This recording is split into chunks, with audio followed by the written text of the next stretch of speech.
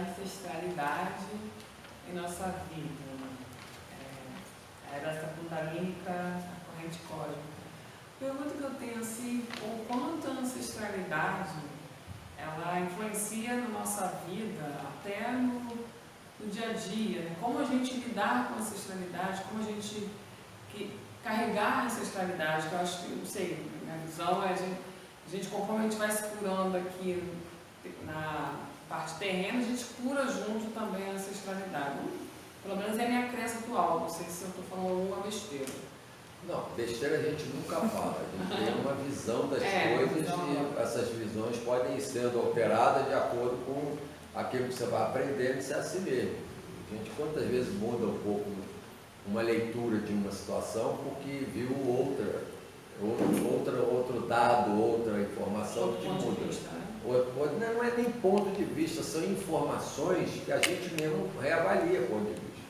Porque quando a gente olha qualquer conhecimento, você olha com um viés do conjunto de conhecimentos que você adquiriu. Eu sempre tenho repetido aquela história do peixe. Se você conversar com um peixe e falar com ele que a areia da praia é muito boa, que você fica lá tomando sol e bebendo uma cervejinha, ele vai olhar para a tua cara, isso não existe. Ele nunca saiu de dentro d'água. Então a ideia dele é que a água que é o mundo. Não existe outro mundo. E aí quando você vai conversar com o peixe, ele vai ver, você está falando, parece que você é do outro mundo. E é literalmente de outro mundo, porque ele não conhece nada fora d'água. Entendeu? A ancestralidade, ela existe porque você, para estar com o seu corpo agora aí, você dependeu de pai e mãe, de avó, bisavó, né? Dos avós, bisavós, tataravós, vai por aí fora. Então você adquire uma herança do seu sistema kundalini. Ou seja, aquilo vai passando para você algumas coisas. E nesse sentido você tem todo um aprendizado, né? E isso demonstra para nós, pela quantidade de gente, de espíritos envolvidos, se você fizer a conta, você vai ver quantos milhões de anos tem a Terra e quantos você teriam que existir para que você existisse hoje. E eu costumo dizer que essa conta a gente é levada a um arcano, porque o mundo, a gente imagina, não teve 7 bilhões de habitantes. E a gente, quando faz uma continha rápida, eu faço isso aqui, vocês já devem ter me visto, assim, só para a era de Cristo, nós temos 7 milhões de pessoas. É muita gente, né? Como é que não existia essa quantidade de gente, como é que vai dar isso, né? Num dado tempo. Mas é o que existe. Porque você não pode dizer que você conseguiu nascer sem ter essa escala de pessoas, né? E ela então é uma corrente que ela tem uma característica como a corrente cósmica, muito poderosa sobre a vida da gente. A influência muito grande. E aí quando você se recompõe com a sua ancestralidade, a começar por pais, mãe, a gente encontra muitos choques de geração. Os filhos têm uma cabeça, os pais têm outra, os avós têm outra, né? Porque agora está ficando muito empurrado, né? Você vê um casal jovem com os filhos, assim, com 10 anos, já estão eles com uma cabeça lá na frente e os pais ainda não acompanharam. Então, tanto os mais velhos têm que compreender a dinâmica dos mais jovens, quanto os mais jovens têm que aceitar a realidade dos pais.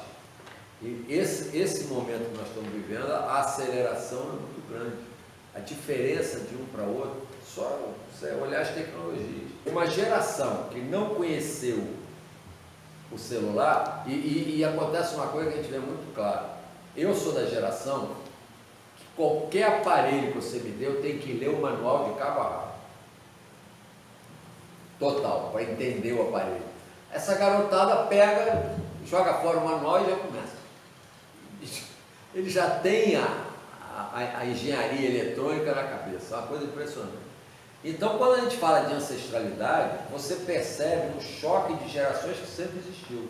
Antigamente, os hábitos de vida levavam mais tempo para mudar. né? Algumas coisas mudavam, mas a maioria é o mesmo hábito, vamos dizer assim, a tradição era mais, existia mais, né? Hoje, eu me lembro, eu tratava meus pais de senhor e senhora.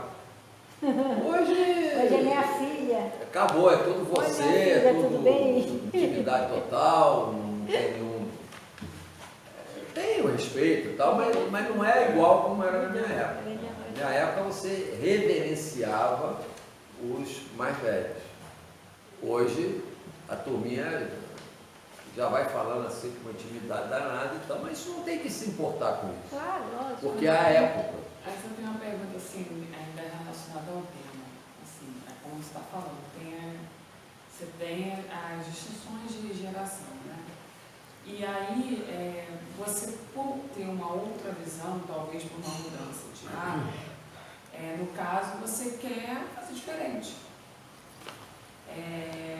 Quanto isso, em termos de ancestralidade, em termos espiritual mesmo, quanto isso, assim, quais os desafios que a gente tem diante disso? Eu pergunto isso porque, assim, eu tenho choque de geração. Eu me vejo hoje chocando com uma geração, né, a minha geração anterior, quando eu quero fazer diferente. Né? Minha mãe casou, exemplo, saiu casada, eu não, já moro sozinha, mas não são os exemplos que eu... Não, já mudou muita coisa. Na época da tua mãe, a mulher era um ser inferior, como a sociedade tratava. Hoje a mulher já se emancipou disso, que é um absurdo, né? Você tratar a mulher diferente de homem. É um absurdo, não tem cabimento. Não tem porquê, mas é um hábito. As próprias mulheres, da época dos meus pais, por exemplo, elas se colocavam, e na minha época tinha, o que você faz? Prendas do lar. Não botava doméstica, porque doméstica era o empregado doméstico, mas botava do lar. Aliás, não prenda, era do lar. Por quê? Porque a mulher naquela época aceitava como natural que o marido que tinha que trabalhar e a mulher tinha que cuidar da casa, assim, divisão de trabalho. E aí a mulher estudava menos, se esforçava mais pelas coisas, etc, etc, etc. E aí começava a ter. Aí quando aparecia, por exemplo, na época dos anos 20, 30, a tal da Pagu, que era uma da sociedade, né? Que era libertadora, ela era livre, ela fazia o que bem entendia e ela era motivo de... essa mulher, não precisa ir muito longe. A Leila Diniz, que a Leila Diniz é da minha época. A Leila Diniz saiu com um barrigão grávida e foi mas ela tinha uma personalidade, ela era uma mulher muito... E ela mostrava o valor da mulher, entendeu? Ela foi uma das precursoras dessa libertação. Eu não estou dizendo do feminismo, porque o feminismo ele tem um viés assim um pouco radical em relação a essas, porque a gente não pode trabalhar como iguais mulher e homem no aspecto, por exemplo, orgânico. A mulher é que tem filho, o homem não tem filho.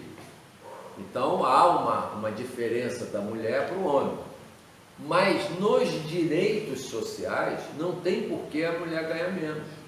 Não tem por que um homem poder ocupar um cargo e a mulher não poder. Por exemplo, hoje você encontra muitas mulheres dirigindo táxi. Na minha época isso nunca vi. Pelo contrário, os motoristas de táxi eram caras totalmente...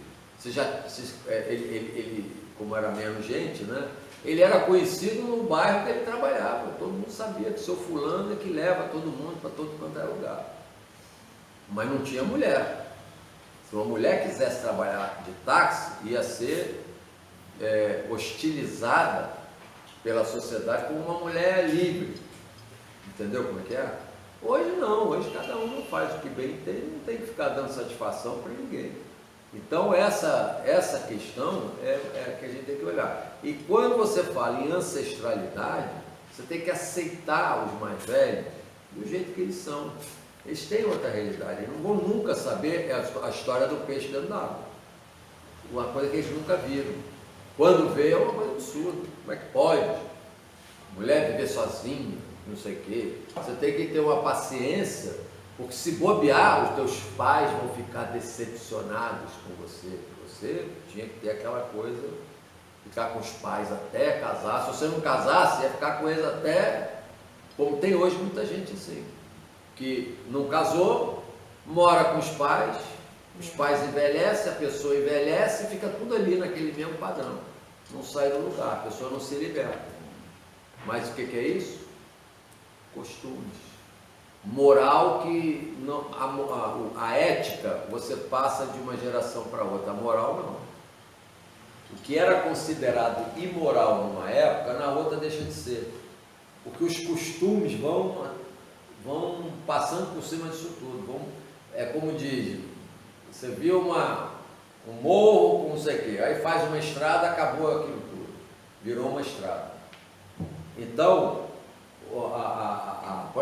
isso fica muito claro, por exemplo, nos hábitos de vestimenta. Na minha época, uma mulher com uma saia um pouquinho mais curta, já era, essa aí está oferecida, está não sei o quê, entendeu?